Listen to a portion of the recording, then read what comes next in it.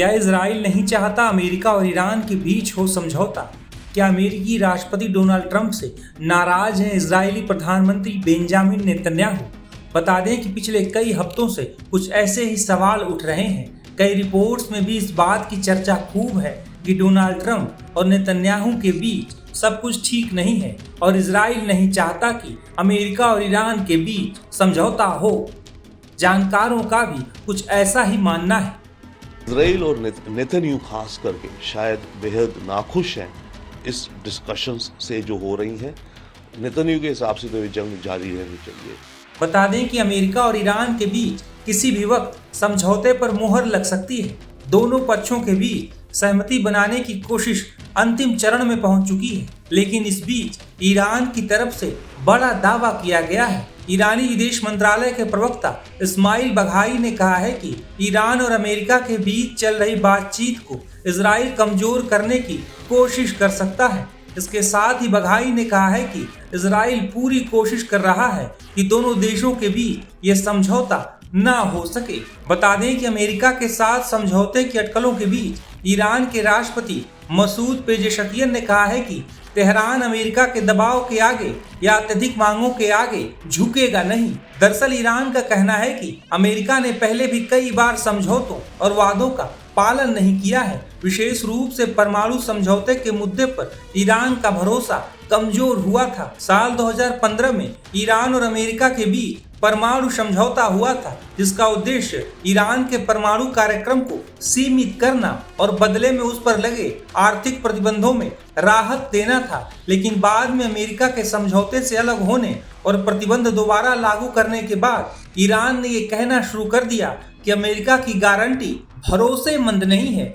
इसी कारण अब ईरानी नेता किसी भी नए समझौते में ठोस और व्यवहारिक आश्वासन की मांग कर रहे हैं। इस पूरे मामले पर जानकारों का क्या कहना है, सुनिए। ईरान अमेरिका का इंटरिम एग्रीमेंट क्या बनता है कह नहीं सकते, पर एक चीज तो दिखती है कि न्यूक्लियर का मुद्दा सेकंड राउंड के लिए टाल दिया जाएगा कि भाई 30 दिन बाद डिस्कस करेंगे या अगले 30-60 दिनों में डिस्कस करेंगे। अभी हॉर्मुज खुल जाएगा और फिर बातें होती रहेंगी। अगले 30-60 दिन में डिसाइड होगा न्यूक्लियर का क्या होना है।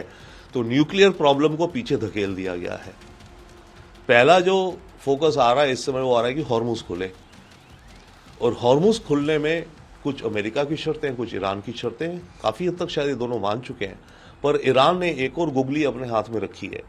ईरान ने ये कहा है कि जो भी एग्रीमेंट बन जाएगी वो हम अपने सुप्रीम लीडर पर ले जाएंगे और अगर उसने ओके करा तब ये एग्रीमेंट हम एग्री करेंगे।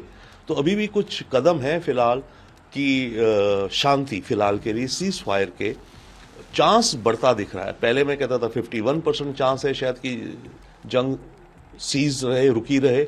अब शायद चांस बढ़ करके लग रहा है 70% एक चांस हो गया है कि शायद जंग कम से कम 30 दिनों के लिए रुकेगी और हॉर्मुज खुलेगा। चांस बढ़ गया है। अमेरिका की तरफ से भी ऐसा ही गुड न्यूज। देखिए, अमेरिका तो अपने हिसाब से इस वॉर को डिक्लेयर भी कर चुका है, विक्ट्री भी डिक्लेयर कर चुका है। ईरान के सारे न्यूक्लियर एसेट्स को भी डिस्ट्रॉय कर चुका है, पर फिर है कि नहीं हुए हैं। अमेरिका ने ईरान की पूरी नेवी, एयरफोर्स पूरी उड़ा दी है, कोई शक नहीं है उसमें, परंतु ईरान फिर भी लड़े हुए है। तो आने वाले वक्त में ये जो सीज फायर बनेगी इसमें अमेरिका पीछे हटता दिखता है।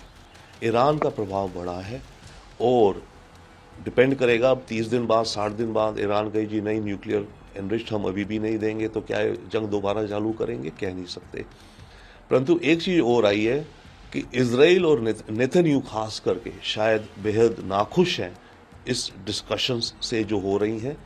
नेतन्याहू के हिसाब से तो ये जंग जारी रहनी चाहिए, परंतु ट्रंप असलियत देख रहा है अमेरिका के अंदर भी, दुनिया में भी, और अपनी साख को लेकर के भी। और अमेरिका में आने वाली इलेक्शंस भी हैं 6 महीने में। इन सब चीजों को देख के ट्रंप को लग रहा है कि शायद नेतन्याहू ने उसे गलत जगह में फंसा दिया है। वहीं अमेरिकी राष्ट्रपति ट्रंप ने कहा है कि वे ईरान के साथ ओबामा जैसी डील नहीं करेंगे। या तो ईरान के साथ अच्छा समझौता होगा या फिर कुछ भी नहीं होगा।